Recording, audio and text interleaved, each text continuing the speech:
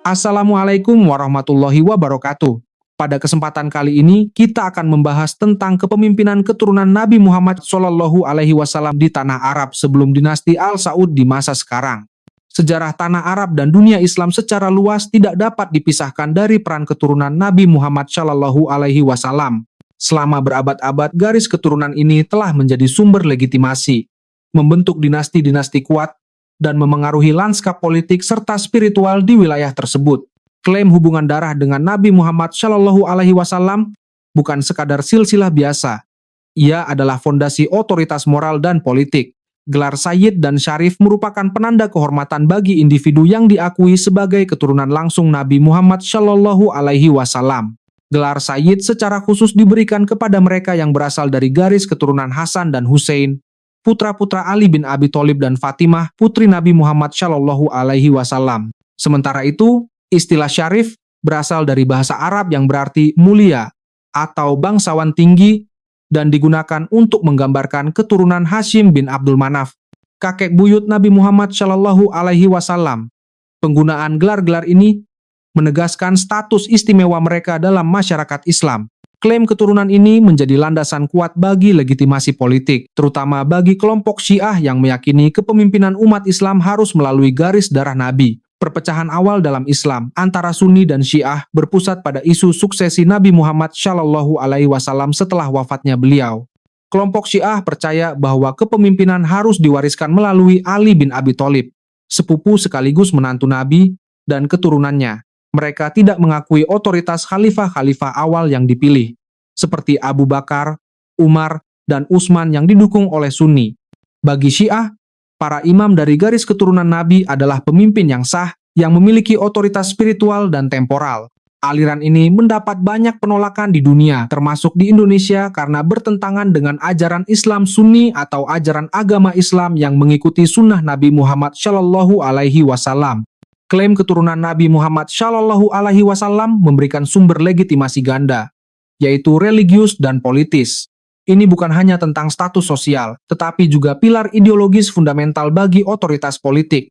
Dinasti-dinasti yang mengklaim garis keturunan ini dapat menantang kekuasaan yang ada, seperti kekhalifahan Abbasiyah, bukan hanya secara militer, tetapi juga secara ideologis dengan menampilkan diri sebagai penguasa yang memiliki keunggulan spiritual. Kemampuan untuk menggabungkan otoritas religius yang tak terbantahkan dengan kekuasaan politik memungkinkan dinasti-dinasti ini untuk memobilisasi dukungan yang kuat dan membangun negara-negara yang bertahan selama berabad-abad. Kebangkitan dinasti Fatimiyah, kekuatan Syiah di Afrika Utara dan Mesir. Salah satu manifestasi paling menonjol dari kekuasaan keturunan Nabi Muhammad SAW adalah kebangkitan dinasti Fatimiyah. Dinasti ini berkuasa dari tahun 909 hingga 1171 Masehi, adalah sebuah kekhalifahan Syiah Ismaili yang mengklaim garis keturunan tak terputus dari Fatimah, putri Nabi Muhammad SAW, dan Ali bin Abi Thalib. Klaim ini menjadi inti legitimasi mereka sebagai para imam Ismaili dan pemimpin yang sah bagi umat Muslim. Mereka muncul sebagai pemimpin gerakan misionaris Ismaili rahasia atau dakwah pada abad ke-9 yang pada awalnya menggembar-gemborkan kedatangan seorang Mesias Islam.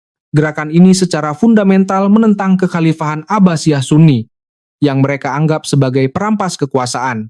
Perjalanan Fatimiyah dimulai di Ifriqiya, wilayah yang kini mencakup Tunisia dan sebagian Aljazair serta Libya. Pada tahun 909 Masehi, Khalifah Fatimiyah pertama, Abdullah Al-Mahdi Billah, secara terbuka memproklamasikan dirinya sebagai imam yang dinanti-nantikan dan mendirikan kekhalifahan Fatimiyah. Dari Ifriqiya, para imam Khalifah Fatimiyah memperluas kekuasaan mereka ke sebagian besar Maghreb, Afrika Utara, dan Sisilia.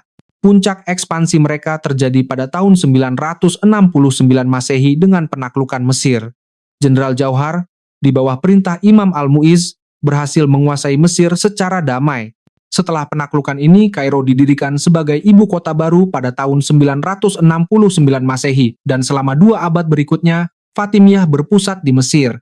Pada masa puncaknya, kekhalifahan Fatimiyah mengklaim kendali atau suzerenitas atas sebagian besar Afrika Utara, Sisilia, Mesir, Levant, Hejaz, Yaman, dan Multan. Bahkan, 2 kota suci Islam, Mekah dan Madinah, juga berada di bawah kendali Fatimiyah sekitar waktu ini. Periode Fatimiyah ditandai dengan pencapaian budaya, intelektual, dan ekonomi yang luar biasa, mengubah Kairo menjadi pusat kebudayaan dan intelektual terkemuka yang menyaingi Baghdad. Fatimiyah sangat mendukung pengembangan ilmu pengetahuan dan seni.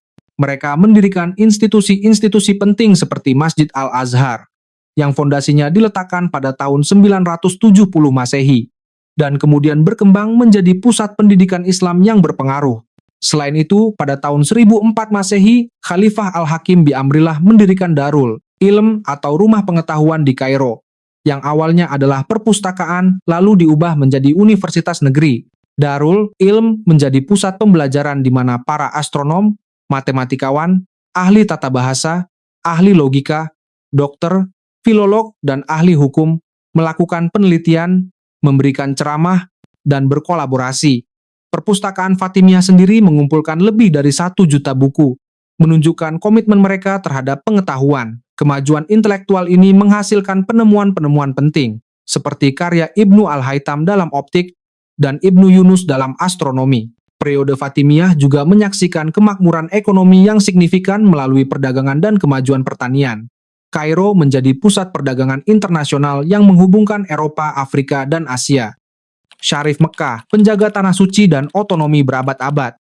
Di jantung tanah Arab, ada bentuk kekuasaan lain yang juga berakar pada klaim keturunan Nabi Muhammad Shallallahu Alaihi Wasallam, yaitu Syarif Mekah. Syarif Mekah adalah pemimpin dari Syarifat Mekah, yang secara tradisional bertindak sebagai penjaga kota-kota suci Islam, Mekah dan Madinah. Peran utama mereka adalah melindungi kota-kota ini dan sekitarnya, serta memastikan keamanan para jamaah yang melakukan ibadah haji. Posisi ini, yang berasal dari akhir era Abbasiyah, juga didasarkan pada klaim keturunan dari Nabi Muhammad Shallallahu Alaihi Wasallam, khususnya melalui klan Hashim. Legitimasi agama inilah yang memberikan mereka otoritas moral dan agama yang tak terbantahkan di wilayah tersebut. Selama berabad-abad, Syarif Makkah menunjukkan kemampuan luar biasa untuk mempertahankan tingkat otonomi lokal yang signifikan, meskipun secara nominal tunduk pada berbagai kekuatan kekhalifahan dan kesultanan yang lebih besar. Mereka melayani atas nama dinasti-dinasti Muslim seperti Fatimiyah 967 hingga 1101 Masehi, Ayyubiyah 1201 hingga 1254 Masehi, dan Mamluk 1254 hingga 1517 Masehi. Ketika Kesultanan Utsmaniyah menguasai Mesir dan Hejaz pada tahun 1517, Syarif Makkah mengakui supremasi Khalifah Utsmaniyah. Namun, meskipun demikian, mereka berhasil mempertahankan tingkat otonomi yang tinggi. Jarak geografis Mekah dari ibu kota kekaisaran seperti Kairo dan Istanbul turut membantu mereka mempertahankan pemerintahan yang efektif. Selain itu, status suci wilayah yang mereka kelola dan klaim keturunan Nabi Muhammad Shallallahu Alaihi Wasallam juga berkontribusi pada kemampuan mereka untuk menjaga otonomi. Pada era Utsmaniyah, Syarifat bahkan memperluas otoritasnya ke utara hingga Madinah dan ke selatan hingga perbatasan Asir, serta secara teratur melakukan serangan ke Najd. Kemampuan Syarif Mekah untuk mempertahankan otonomi yang signifikan di bawah kekaisaran-kekaisaran yang kuat selama berabad-abad merupakan contoh bagaimana kendali atas geografi suci dan memberikan tingkat otonomi de facto bahkan dalam kerangka kekaisaran yang lebih besar. Peran mereka sebagai penjaga tradisional kota-kota suci Islam berarti mereka mengendalikan situs-situs yang memiliki makna keagamaan yang sangat besar bagi seluruh umat muslim. Setiap campur tangan langsung dan keras oleh penguasa yang jauh dapat memicu ketidakpuasan yang meluas. Penguasa eksternal membutuhkan Syarif untuk memastikan keamanan haji dan menjaga ketertiban. Tugas yang paling baik ditangani oleh tokoh-tokoh lokal yang memiliki legitimasi keagamaan.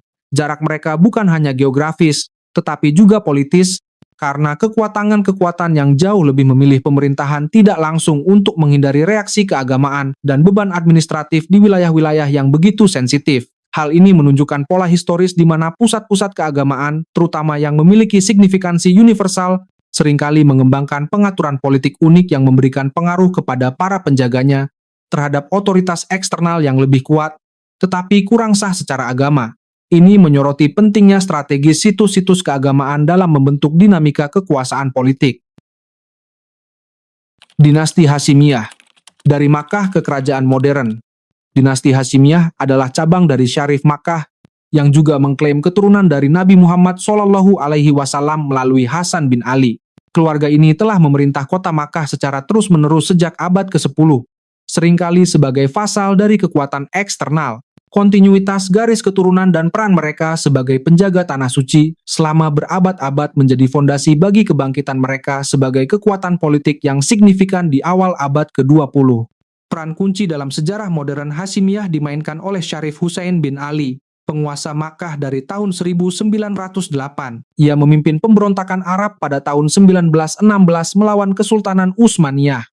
Pemberontakan ini dipicu oleh ketidakpuasan Husain terhadap kebijakan Turkifikasi yang diterapkan oleh Komite Persatuan dan Kemajuan yang berkuasa di Utsmaniyah, yang ia tuduh melanggar ajaran Islam dan membatasi kekuasaan Sultan Khalifah.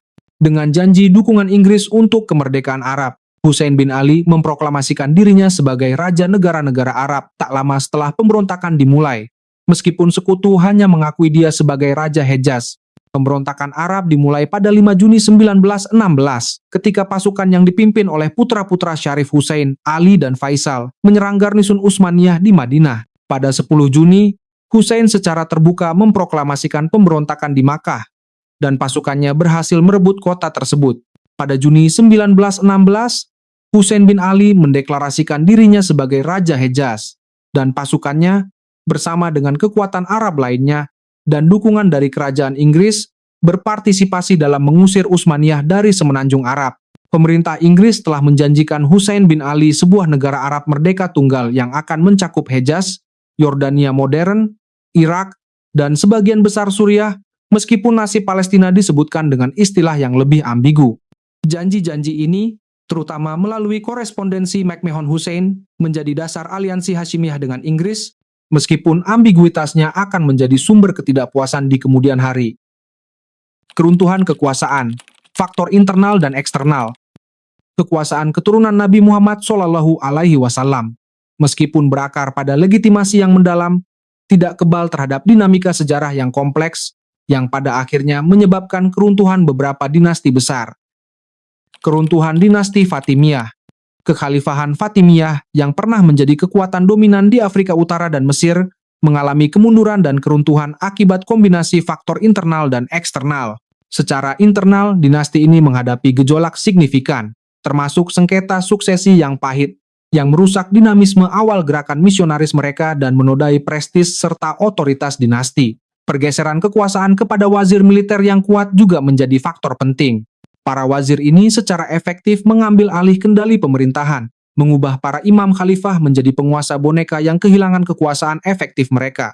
Perpecahan sektarian di dalam komunitas Ismaili, seperti munculnya Druze, Nizari, dan Toyibi, yang memisahkan diri dari kesetiaan Fatimiyah, semakin melemahkan dinasti dari dalam. Secara eksternal, Fatimiyah menghadapi tekanan yang meningkat. Ekspansi Fatimiyah ke Levant dan tantangan ideologis yang ditimbulkan oleh kebangkitan rezim Syiah menyebabkan Sunni bersatu di sekitar kekhalifahan Abbasiyah, memicu kebangkitan Sunni pada abad ke-11. Kedatangan bangsa Turki Seljuk yang agresif dan dampak perang salib juga berkontribusi pada kemunduran kekuasaan Fatimiyah di akhir abad ke-11. Faktor-faktor ini menciptakan lingkaran pengepungan di sekitar wilayah Fatimiyah, mempercepat kemunduran mereka. Keruntuhan Kerajaan Hejaz Hasyimiyah.